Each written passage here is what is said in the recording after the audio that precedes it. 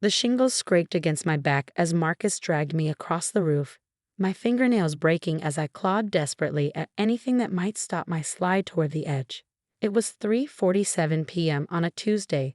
I know because I could see the digital clock through my bedroom window as we struggled, and that detail would later become evidence that I was conscious and fighting, not some suicidal teenager looking to fly.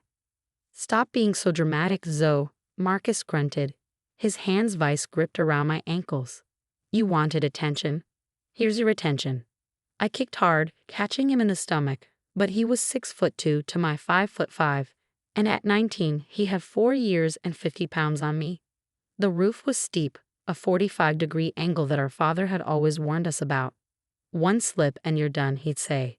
Now his golden boy was using that deadly slope as a weapon. "Marcus, please," I screamed, my voice carrying across our suburban neighborhood.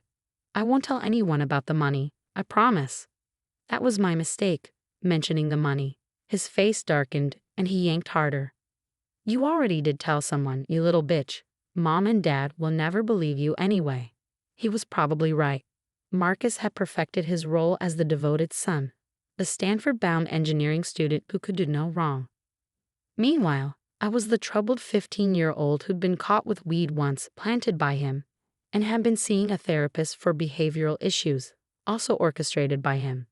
He'd spent 2 years carefully crafting a narrative where I was unstable, and he was my protective big brother. But I discovered his secret, the college fund our grandparents had left us. $100,000 each was supposed to be untouchable until we turned 21. Marcus had found a way in, using his tech skills to create fake authorization documents. He'd already blown through $60,000 of his share on crypto gambling, and when that ran out, he'd started on mine. I found out accidentally, looking for a calculator in his room and finding printed screenshots of transactions instead. I'd made the fatal error of confronting him privately first, thinking we could work it out as siblings. His response was to immediately tell our parents I'd been snooping and making up stories because I was jealous of his success. Now on the roof, I realized he'd planned something more permanent than gaslighting. "You know what your problem is?" he said, pulling me closer to the edge. "You can't let things go, just like with the cat." The cat? Mr. Whiskers, who'd fallen from this very roof last year. I'd seen Marcus throw him, but who'd believe me? Just another wild accusation from unstable Zoe. My feet touched the gutter, 25 feet to the concrete driveway below. Not necessarily fatal, but Marcus wasn't taking chances. He positioned us above the decorative boulder garden my mother had installed last spring. Jagged rocks arranged artistically that would ensure any fall was devastating. "Help," I screamed again. "Some booty lie, help me." "Go ahead and scream," Marcus said calmly. "Everyone knows you've been depressed. Mom told the whole neighborhood about your cry for help last month." That had been another of his setups, deleting my homework from my computer the night before finals, watching me have a breakdown, then suggesting to our parents that I might be a danger to myself. He even hidden razor blades in my room for them to find, which I discovered and thrown away, but not before our mother had seen them and drawn her own conclusions. I grabbed onto the gutter with both hands as he tried to push me over. The metal cut into my palms, but I held on with desperate strength. That's when I saw it, Mr. Davidson's white Tesla in the driveway next door, its sleek profile facing our house. The car was new, delivered just last week. Mr. Davidson had proudly shown off all its features at the block party, including the cameras. I gasped out loud. Marcus followed my gaze and saw the Tesla. His face went pale for just a moment before recovering. "Doesn't matter. It's just a car." But I could see the doubt in his eyes. He didn't know about Sentry Mode, didn't know that Teslas were basically surveillance systems on wheels. 9 cameras with a perfect view of everything happening on our roof. "It's recording everything," I said. "Your face, your hands on me, everything." "You're lying." But his grip loosened slightly. That moment of hesitation saved my life. I twisted hard, using his momentary distraction to break partially free. We grappled on the slanted roof, and trying to regain control, me fighting for my life. In the struggle, his foot slipped on loose shingle. For one terrifying moment, we both slid toward the edge. Marcus caught himself on the satellite dish mount. I wasn't so lucky. My momentum carried me over the gutter, and suddenly I was falling, 25 feet through empty air, the rocks rushing up to meet me. I hit the boulder garden hard, but miraculously missed the worst of the jagged stones. My left leg snapped on impact, and I felt ribs crack. But I was conscious, alive, screaming in agony, but alive. Marcus was already climbing down the ladder, his face a mask of fake concern. "Oh my God, Zoe. I tried to grab you. I tried to stop you." Neighbors were running out of their houses. Mrs. Patterson from across the street, the Johnsons from 2 doors down, and Mr. Davidson, whose Tesla had witnessed everything. "She's been so depressed," Marcus was already telling them, tears streaming down his face. "I saw her heading for the roof and tried to stop her. I couldn't reach her in time." My mother burst out of the house, wailing. She's been talking about flying lately, about how she wanted to know what it felt like to fly. Oh God, we should have watched her more closely. I tried to speak, to deny it, but the pain was overwhelming. The world kept going dark around the edges, but I held on to consciousness long enough to gasp out to Mr. Davidson, "Your car? Check your car." The paramedics arrived within minutes, followed by police. As they loaded me onto a stretcher, I heard Detective Rivera questioning Marcus. "She's been struggling," Marcus said, his voice perfectly calibrated for concern and grief. "Depression, anxiety. She found out she might have to repeat sophomore year and just snapped. I tried to talk her down from the roof, but she said she wanted to fly like the birds."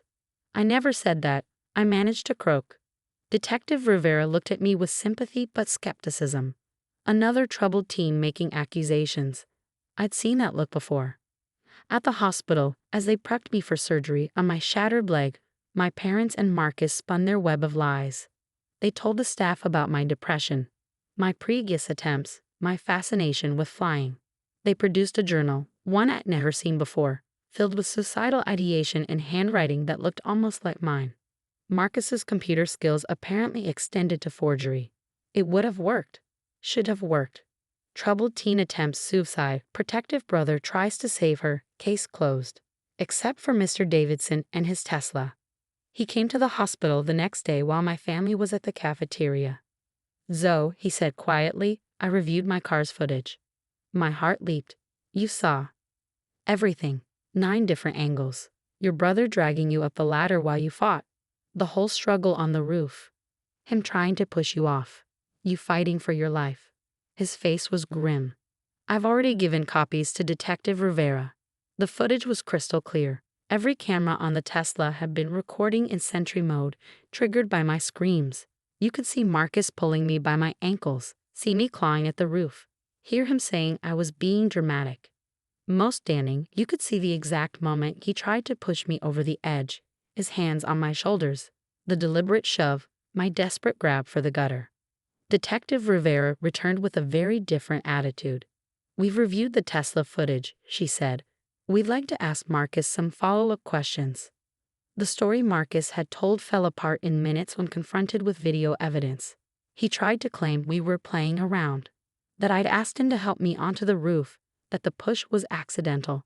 But the audio was clear, my begging, his threats, the mention of the money. "What money?" Detective Rivera asked. That opened the floodgates. The investigation revealed everything. The stolen college funds, the forged documents, the elaborate gaslighting campaign to make me seem unstable. They even found the real journal Marcus had hidden, the one where he practiced my handwriting and planned out my suicide. The arrest was public and humiliating. Marcus, the golden boy, handcuffed on our lawn while the entire neighborhood watched. My parents forced to confront that their favorite child was a sociopath who'd nearly murdered their daughter. But the story didn't end there. Mr. Davidson posted a thread on Twitter about how his Tesla's Sentry mode had captured an attempted murder. He didn't name names, but he included a single still frame, just the roof, no faces visible, but clearly showing someone being dragged against their will. The thread went viral. #Tesla saved my life started trending. News outlets picked it up. Tesla's Sentry mode captures attempted murder, saves teen's life. Then came the retweet that changed everything. Elon Musk himself shared Mr. Davidson's thread with a comment. "Sentry mode was designed to catch vandals and thieves."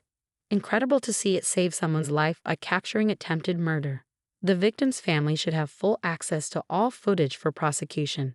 At Tesla legal team, please assist. The media explosion was instant. What had been a local story became international news. Tesla's legal team provided enhanced footage analysis that showed details invisible to the naked eye. Micro-expressions on Marcus's face showing premeditation. My injuries consistent with being dragged, not climbing, even the way he checked sight lines before the attack to ensure minimal witnesses. The trial was a spectacle, 9 different camera angles showing the same horrific event. Audio enhanced by Tesla's team revealing every word. Marcus's lawyer tried to argue the footage was somehow edited or unreliable, but expert after expert confirmed its authenticity. My parents had to sit through it all. Watch their son drag their daughter across a roof. Hear him coldly plan to make my death look like suicide. See him push me off the edge with calculated force.